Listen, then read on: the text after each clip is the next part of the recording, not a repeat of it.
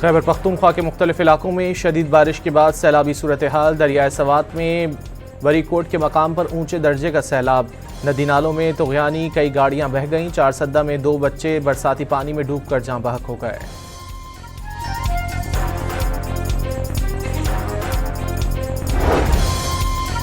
Babusar top relay میں بہنے والے 15 سیاحوں کو اب تک تلاش نہ کیا جا سکا۔ پہاڑ کے نیچے چھپنے کی کوشش کی۔ چچی مشال اور 3 سالہ عبدالہادی کو بہنے سے بچانے کے لیے والد نے بھی چھلانگ لگا دی۔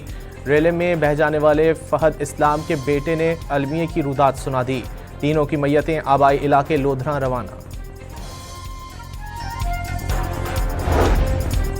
پنجاب میں موسلادھار بارشوں سے مختلف شہروں میں نشیبی علاقے زیر آب آ گئے۔ ملک بھر میں حادثات سے مزید 13 افراد جان سے گئے۔ 26 جون سے اب تک اموات کی تعداد 245 ہو گئی۔ 602 افراد زخمی۔ مریم نواز کا ننکانہ میں سیلاب سے متاثرہ علاقوں کا دورہ۔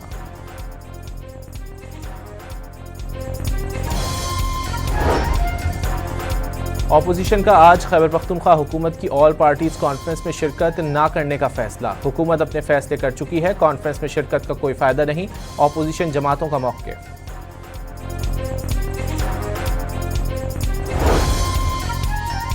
کوہستان کرپشن اسکینڈل میں پی ٹی آئی کے رہنما اعظم سواتی کو نیب نے پھر طلب کر لیا۔ پشاور میں آج صبح 11 بجے پیشی کی ہدایت۔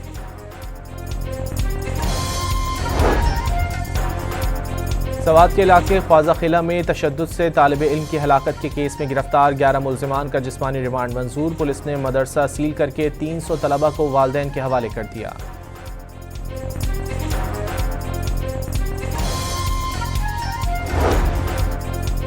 کوئٹہ میں غیرت کے نام پر جوڑے کے قتل کا ملزم سردار شیرباز صادق زئی سمیت 2 ملزمان کے جسمانی ریمانڈ میں 10 روز کی توسیع۔ جوڑے کو سرعام قتل کرنے کی ویڈیو سوشل میڈیا پر وائرل ہوئی تھی۔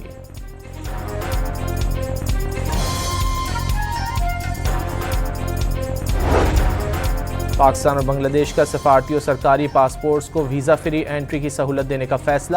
ڈھاکہ میں وزیر داخلہ محسن نقوی کی بنگلہ دیشی ہم منصب سے ملاقات۔ وزارت داخلہ پہنچنے پر گارڈ آف آنر بھی پیش کیا گیا۔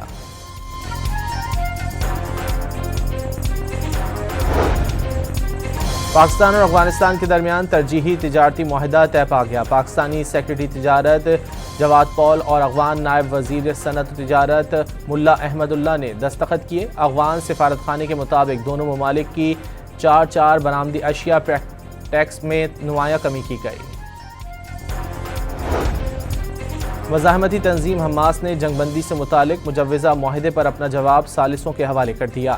فلسطینی حکام کی تصدیق تاہم فوری طور پر تفصیلات ظاہر نہیں کی گئیں۔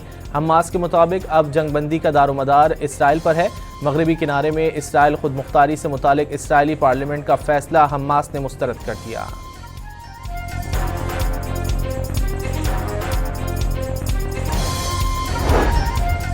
امریکہ نے میکسیکو کی سرحد پر باڑ لگانے کا کام دوبارہ شروع کر دیا۔ غیر ملکی خبر رساں ایجنسی کے مطابق دونوں ممالک میں باڑ ریاست ٹیکساس اور ریاست چیواوا کے درمیان لگائی جا رہی ہے۔